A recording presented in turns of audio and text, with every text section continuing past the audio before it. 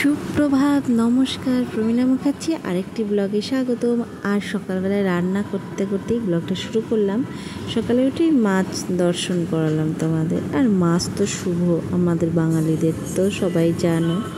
তো চলো, আমি ব্লগটা এখন রান্না করতে করতে শুরু করলাম। সকালে উঠেই মাছ আনা হয়েছে একবেলার জন্য।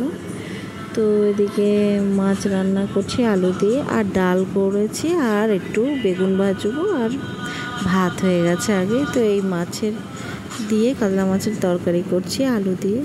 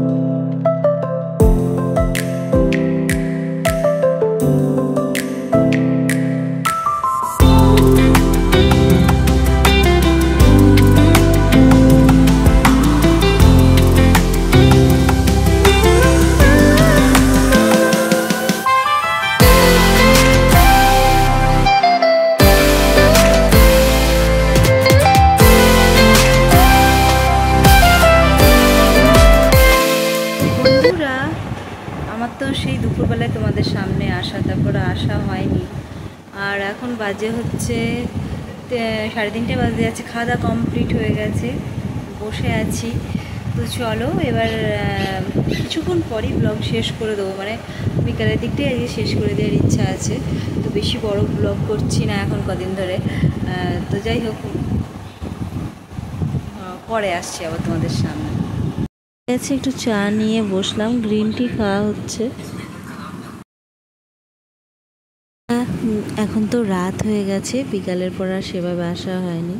তো আমি মটর আর কাবলি ছোলা যেটা বলে সেটা, এগুলো সব ভিজিয়ে রেখে সেদ্ধ করে নিয়েছি। রাতে একটু এই ঘুগনি টাইপের, মানে কাবলি চানা দিয়ে আর মটর দিয়ে একটা ঘুগনি করব।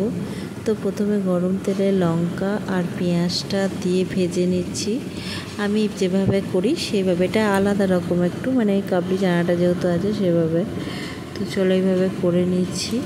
আর তারপরে দেখো আদা রসুন বাটার মধ্যে একটু কাবলি চানা আর এটা একটু বেটে নিয়েছিলাম, যেটা সেদ্ধ করেছিলাম। তাহলে একটা সুন্দর একটা গ্রেভিটা দারুণ হয়, আর খেতেও বেশ টেস্ট হয়। এভাবে ট্রাই করতে পারো তোমরা। একটুখানি মিক্সিতেও পিষে নিতে পারো, বা শিলে যাদের আছে বেটে নিতে পারো।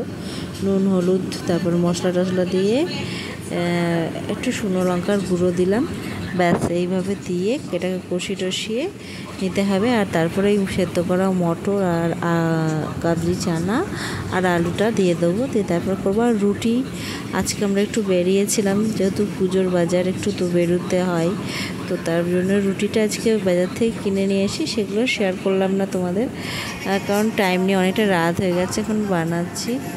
তো চলো রান্নাটা করে নিচ্ছি।